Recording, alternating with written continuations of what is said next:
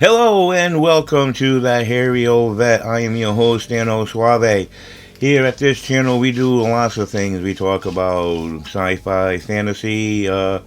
Sometimes, if I'm drunk enough, politics. We'll see where we'll go. I am a Gen X 1.0. I am the original, the unwashed, the feral, whatever you want to call us. That's what we are. I am a Gen Xer. I'm a vet. I am retired, and I have spent my whole life being a nerd as well. So I have a lot of nerd knowledge I'm going to pass on here. Today we're talking about Harry Potter and the various names that are used and what they mean and how clever they are a lot of the time. So this will take more than one video. I'm going to do them all in groups, and today we will be talking about the Weasley family.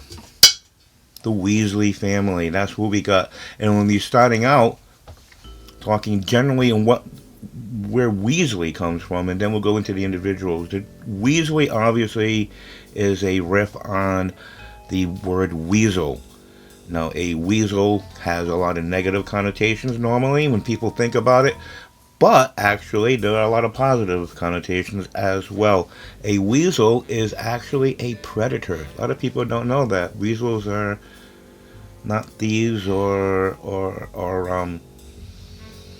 they are carnivorous. They're not herbivores. They are definitely predators. They are, in fact, the smallest predator that you'll find in the British Isles. That makes them very overlooked. They are definitely predators, definitely often overlooked. They are normally solitary creatures, which means they are often by themselves. They love to go off once they're adult.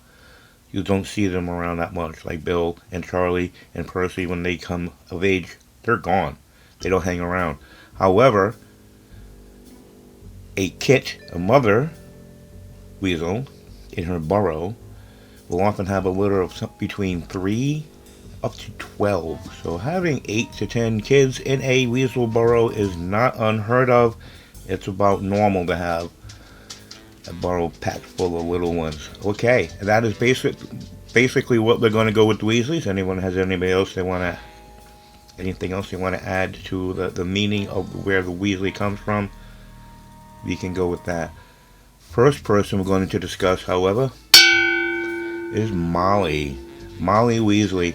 Now, Molly is without a doubt one of my favorite characters in the whole Harry Potter franchise. She is a loving mother, a devoted wife, a fiercely loyal friend. She is known for doing exactly what needs to be done and knowing what it is that needs to be done. Great person. I will talk about her brothers, the Pruitts, when we talk about the Order of the Phoenix, but that is a very, very powerful wizarding family, old school. And that is why Ginny, her daughter, is so powerful as well. That's from the Pruitt line. They are very powerful. Molly, the term Molly comes from, I believe, the old term, Victorian age term called to mollycoddle.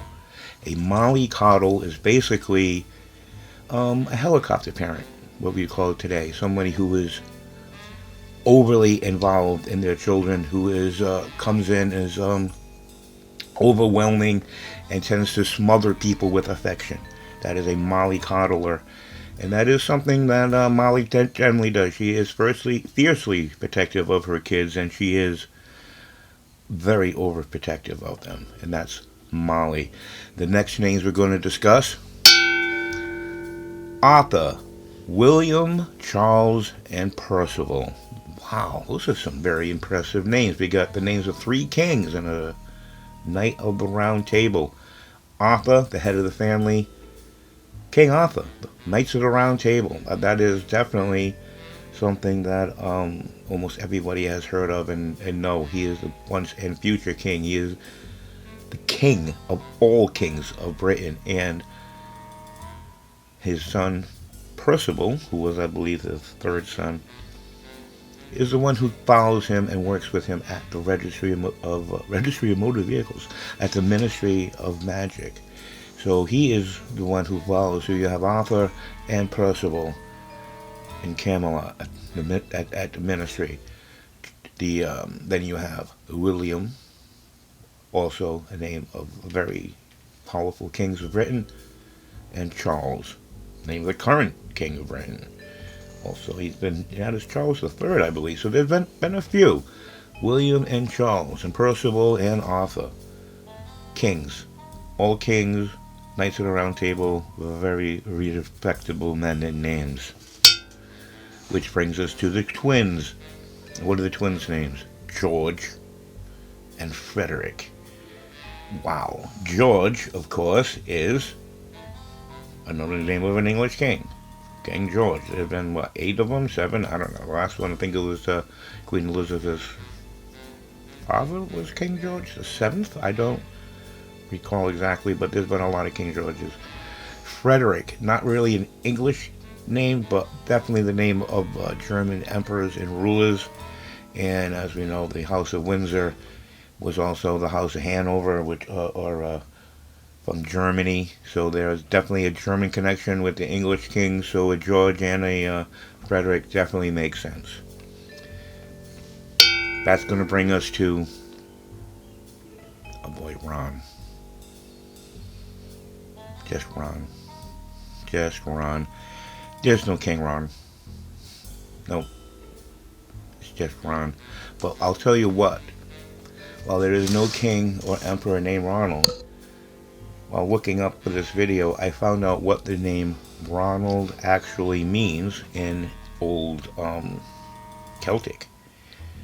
Ronald means mighty advisor or the king's counselor. Perfect name. Perfect name. He is definitely the advisor or the counselor of Harry. That is straight on what his position is. Perfect name. Again, if you don't know these things, if you don't understand like Latin or ancient Celtic, and what's wrong with you? You don't know Latin or ancient Celtic? You don't. So, knowing that now, definitely that name makes sense. And finally, to wrap up the Weasley family, Ginny. Ginny, one of the most powerful witches ever to go into Hogwarts, almost as powerful as her mom. But why Ginny? Well, her brothers, other than Ron, are named after mighty kings, like her father. Well, Virginia was a queen in England. You would think, though, if we're talking mighty queens, that Ginny might be named Lizzie or Vicky. Not Ginny. But then, after thinking about it, well, there are many queens. We had Queen Mary, there was Queen Elizabeth, Queen Victoria, Queen Virginia. What is Virginia known for? Well, I'll tell you what, not Queen Virginia, but the state of Virginia, along with Massachusetts, was known for telling a whole bunch of English kings to shove off.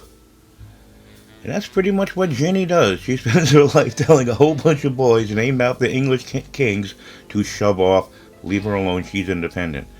So, again, not Betty, not Vicky, Ginny. Perfect name. Overall, I think what we have here is a family of underrated people who are all very powerful and all have things to say and do. And that, people, is our video today on the name game here in Harry Potter. This is the Weasley Family Edition. If you have any questions, comments, or concerns, you can put it down in the comments. Also, you could send me an email directly to me at thatharryoldvet@gmail.com. And I assure you, I check my emails at least once a month. This is Dan Suave, the Harry Old Vet, signing off. Peace out, brothers. Ciao.